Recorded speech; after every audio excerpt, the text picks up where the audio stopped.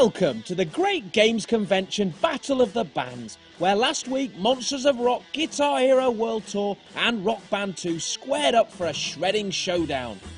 But first, let's recap on the story so far. The original Guitar Hero first stormed the PlayStation 2 charts in November 2005, a collaboration between rhythm action master Harmonix and peripherals whiz Red Octane. Gamers celebrated by making complete fools of themselves. Maybe that was just us.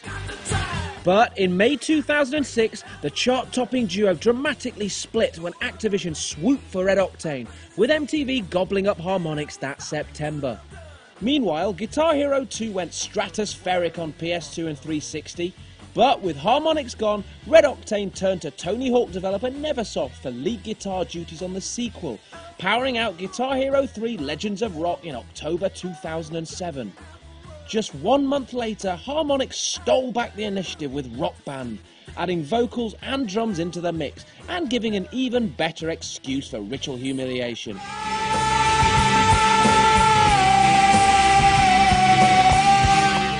After 2 more Guitar Hero spin-offs, one dedicated to weasel-faced cock rockers Aerosmith, the other a substandard DS outing, Neversoft is fighting back with World Tour. This mirrors the Rock Band setup while promising a more realistic drum kit and feature-packed recording studio.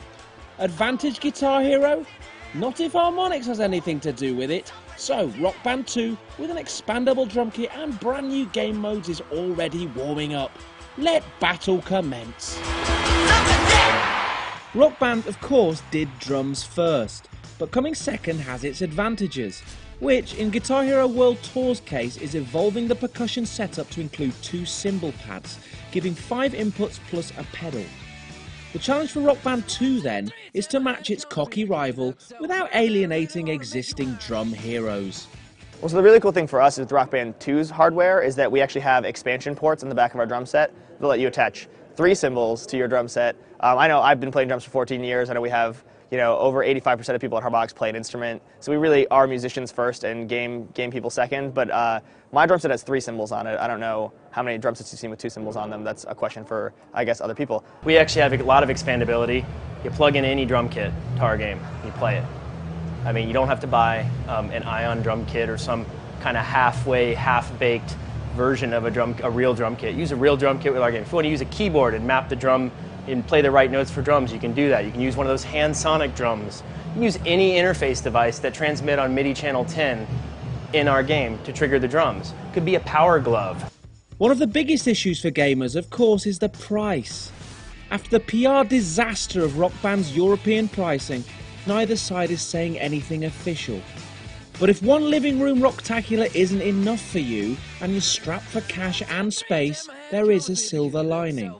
Our game works fine with a Rock Band 1 kit, just fine. We actually did extra work to make it work fine because we're aware that people don't always, they don't have a lot of money, and they might not want to buy a new kit. They might want to wait till their Rock Band kit breaks and then buy our kit. We want all instruments to work with all instruments. We want people to have the choice to pick what they want to play.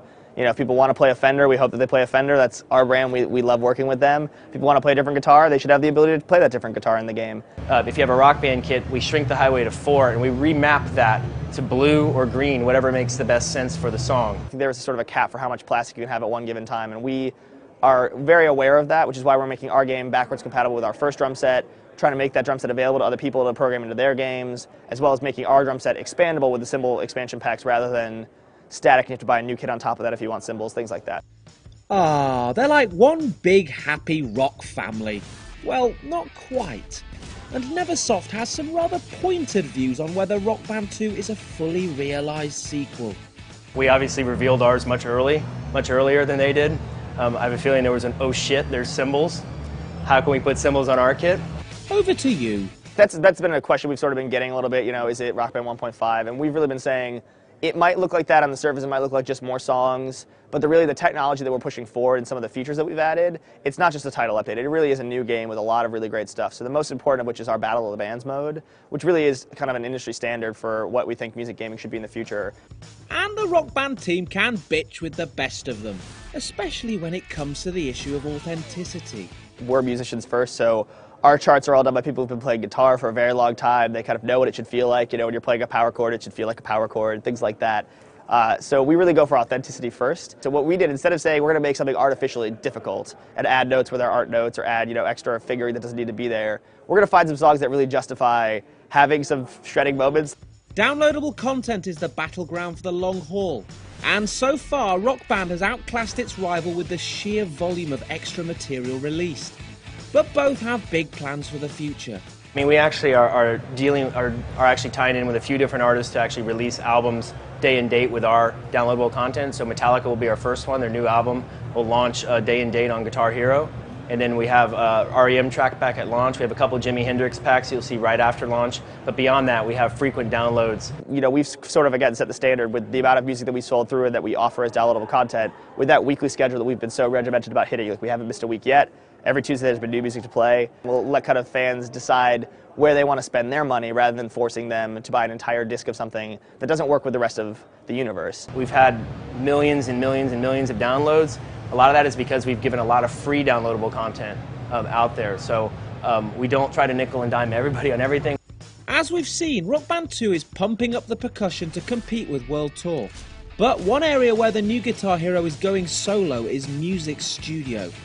This lets you record and play back your own hits in-game, or download other gamers' top tracks via the GH Tune service, which Activision Blizzard reckons could become the iTunes of games. It's really powerful. I mean, we've got enough tools in there to allow you to create any style of music. There's just tons of different sounds, tons of different tools. Anything you really want and need. It's like a stripped-down version of Cubase or something on your console. Harmonix, we're assured, is on the case. It just needs a little more rehearsal time. In terms of a music creator, we've always been interested in that. We've seen things like that, things like a MIDI music creator that we've done in older games like Amplitude, Frequency, like that genre of game. We think there's a certain level of success there. We're excited to see how it drives the industry forward in terms of the music gaming industry as it currently stands. And I think we have some very cool plans on how to do it in a bigger way that really works with all of our consumers. So, now we have the basic blueprint for band brilliance. What's next? More instruments? Well, we've all heard the rumour about the keyboard for Rock Band. And we've always said, like, that would be really cool. How would you notate it? Like, how would you make it work on the screen? Like, there's, a lot of questions that kind of come up philosophically because of that. And at that point, do you make a game that's centered entirely around an instrument, or do you kind of incorporate it into the bigger universe? You can easily run a double bass on our game. We have a future expandability for hi-hat control pedals. We could also, it'd be very easy for us to add other cymbals via the MIDI interface jack. With the MIDI jack, our game is we could expand it to as many drums and cymbals as humanly possible. Right, so now we're up to speed on the great gaming battle of the bands. It's time for the final sales pitch. So why should we buy your game? If you want to feel like a real rock star and you want to feel like the real world tour experience for people who know what it's like, to play your instruments and give you an authentic music experience, you got to start with Harmonix. We're the guys who've been doing it for the longest. We know how it works the best. I think our drum kit is vastly superior. It's velocity sensitive, not just hard and soft, but every range in between. It's a full MIDI drum kit essentially. We have huge names. We have, like I said, Hendrix, Ozzy Osbourne, Van Halen, Eagles, Doors. You're not going to see any of those bands anytime soon in our competitors' products. There's sort of no other choice to make. I don't see any other games with 500 songs by this year, do you? There's really an endless supply of downloadable content that you have with World Tour that's driven from the user community. Finally, since we're in Germany, we couldn't leave without asking the big question. Where's the Hoff? You don't hassle the Hoff, and we do love the Hoff at Harmonix, so I think we should see. I think we should be doing more inquiry into that. I know one of our bathrooms has been decorated with David Hasselhoff posters for a little while now. We call it the Hoff. So to all the German fans, stay tuned for Hasselhoff, hopefully. I wish. He's got the best videos. Don't hassle the Hoff. Yeah, he's awesome. No, I can say in this game there's no Hoff. Rock Band 2 releases on 360 in the US next month, with PS3, PS2 and Wii versions due before Christmas.